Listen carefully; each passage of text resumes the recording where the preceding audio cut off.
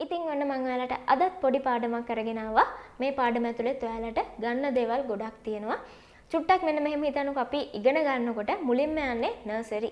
මුලින්ම නර්සරි යනවා ඊට පස්සේ එක වසරේ ඉඳලා තමයි අපි පිළිවෙලට 13 වසරට වෙනකම් ඉගෙන ගන්න. ඉතින් එක වසරේ ඉන්න කෙනාට එකපාරටම 13 වසරට යන්න පුළුවන්ද?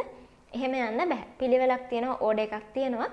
ගානට ඒ පිළිවෙලට තමයි අපි ඉස්සරහට යන්න ඕනේ. පොඩි ළමෙක් ගැන හිතුවොත් එහෙම මුලින්ම එයා දන ගාලා හිමීට නැගිටලා වැටි වැටි ඇවිදලා ඊට පස්සේ තමයි එයා දුවන ගානට හුරු වෙන්නේ. ඉතින් අපිට පුළුවන් කියන්න දුවන්න කලින් ඇවිදින්න පුරුදු වෙන්න කියලා. කොහොමද ඒක ලස්සනට කියන්නේ? Learn to walk before you run. Learn to walk before you run. ඒ කියන්නේ දුවන්න කලින් ඇවිදින්න ඉගෙන ගන්න. මේක අපිට ඕනම දෙයකදී කියන්න පුළුවන්. ඒ කියන්නේ ගොඩක් අමාරු දේවල් කරන්න කලින් පොඩි දෙයින් පටන් ගන්න. සරල දේවල් වල ඉඳලා පිළිවෙලට අපි ඉගෙන ගන්න ඕනේ. ඒ කියන්නේ එකපාරට ලොකු දේවල් අපි කරන්න යන්න හොඳ නෑ.